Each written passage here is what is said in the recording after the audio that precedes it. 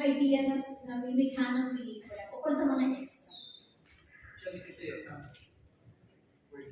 hello? Yeah. Actually kasi for the longest time, kami nila Ferdy Lapus have been looking for a material for a movie for Vilma. Kasi mga fans kami. Tapos si Ferdy came up with this idea na ibigil siya ng Ate. And then she readily agreed kasi sabi niya, tribute daw niya ito sa mga small people in the industry. But watching the film now, hindi lang pala ito tribute sa mga extras. Tribute din ito sa mga babae na face nila yung mga challenges sa pamilya natin. At sa mga ina na lahat gagawin para mag-agulit yung mga makain nila sa buhay. Ayun, so thank you TV for actually ito yung first independent film festival. My first and last. Hanggang may isa lang yan. Isa ng indie film. The only indie film up to this day na Only all indie filmmakers.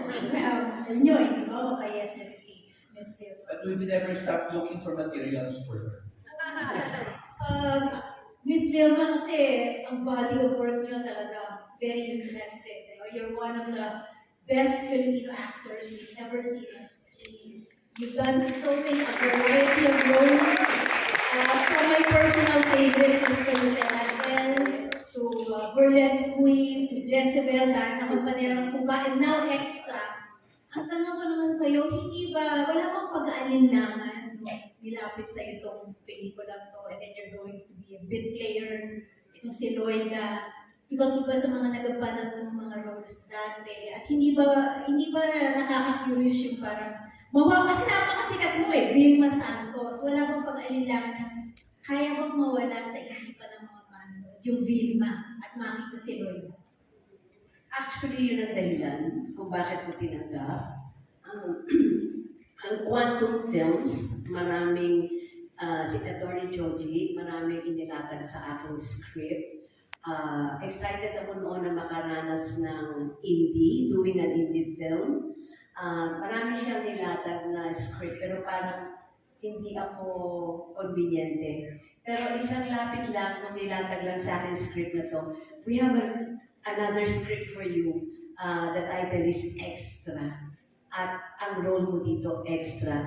Hindi ko pa nababasa yung script, sagot ko, yes. Kasi sa tinagal-tagal, palagay ko, karamihan dito alam naman na 9 years old nagtatrabaho na ako sa industriya. And it's been so many years na nasa industriya ako ng pelikulang Pilipino. Almost half of my life ay nasa industriya ako ng pelikulang Pilipino. So, dinaanan at nakita ko ang buhay nila. Sa dami ng pelikulang ginawa ko, at this point, almost 300 films. So, yung dami ng pelikulang ginawa ko yun, ako mismo nakakakita sa mga buhay ng extra. Nakikita ko, totoo yun, talagang lahat ng ginawa mo direct 110% totoo. Hindi nila alam saan sila ilulugar. Pero Minsan yan. Correction lang, hindi ako kagaya ng director na napanood. Hindi siya si Marion. Nakikita ko sila minsan pag yung disco scene, halimbawa, di kami mga nasa loob. Buti nga ngayon, uso na yung tent Dati wala, di ba? So, meron kami itong at least lugar na kinukuha for us.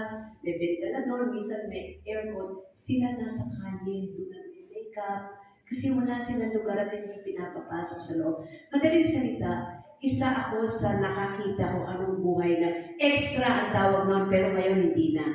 Beat players. Elevated na sila talaga nagbigay na ng respeto. They're talents now. Tama ba ako, Ruby? Ang talent sa kanila now, hindi na sila extra, sila yung talents. Kaya malaking bagay sa akin na kahit paano, in my own little way, as an actor, mayroon akong contribution para sa mga talents na katulad nila. And I agree also with Direk Jeff. This is the perfect time kasi hindi lang yung pagiging extra niya ang naka-focus, kundi bilang isang ina, and at the same time, anong kayang gawin ng isang babae. Tama, bumagsak man siya, meron man siya yung hindi siya nakuha, pero tingnan mo, umaasa pa ako sa susunod. So, nandun pa rin yung hope. So, women empowerment. Isang babae si Lola na kaya